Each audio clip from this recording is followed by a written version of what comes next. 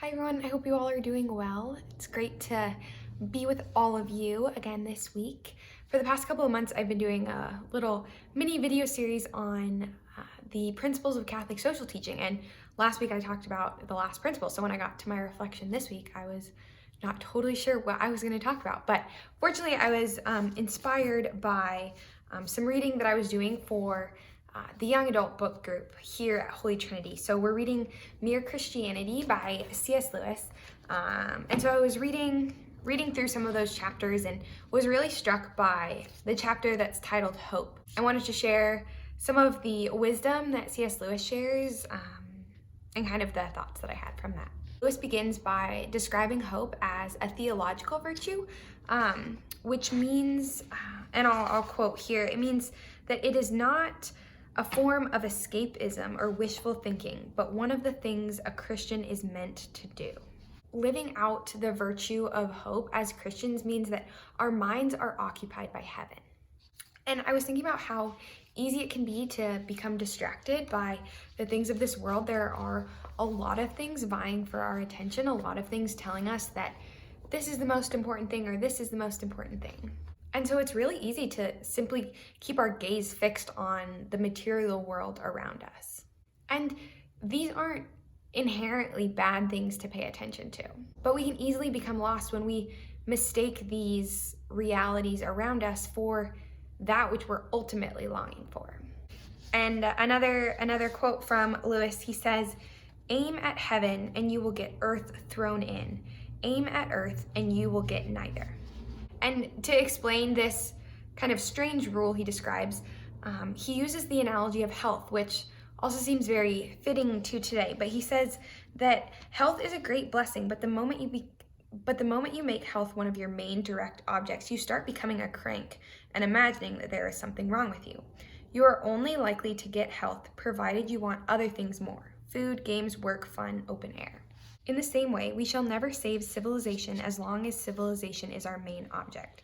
We must learn to want something else even more. And so he points to this awareness of a greater want, a greater need that exists in us and ultimately goes beyond the things of this world. And so he says that oftentimes we don't even recognize the want for heaven that exists inside of ourselves, but we simply have to look at the interior longings that each one of us has, the ones that are never fully satisfied. Lewis gives examples of the longings that we feel when we first fall in love, or when we first think of visiting a foreign country, or when we first begin studying a subject that excites us. And he says that as much as we pursue these things, there's just always something that escapes us. There's always something that leaves us dissatisfied. And so in this chapter on the virtue of hope, Lewis describes 3 ways of responding to these interior longings that are never quite satisfied. But I just want to speak a little bit about what he describes as the Christian way of responding to these longings. And that response is really the foundation to the theological virtue of hope. So I'm just going to read, it's a little bit of a lengthy quote, but I think he just gives a really beautiful explanation of this response. So he says, "The Christian says creatures are not born with desires unless satisfaction for those desires exists. A baby feels hunger, well, there is such a thing as food. A duckling wants to swim, well, there is such a thing as water. Men feel sexual desire, well, there is such a thing as sex. If I find in myself a desire which no experience in this world can satisfy, the most probable explanation is that I was made for another world. If none of my earthly pleasures satisfy it, that does not prove that the universe is a fraud. Probably earthly pleasures were never meant to satisfy it, but only to arouse it, to suggest the real thing. If that is so, I must take care, on the one hand, never to despise or be unthankful for these earthly blessings, and on the other, never to mistake them for the something else of which they are only a kind of copy, or echo, or mirage. I must keep alive in myself the desire for my true country, which I shall not find till after death.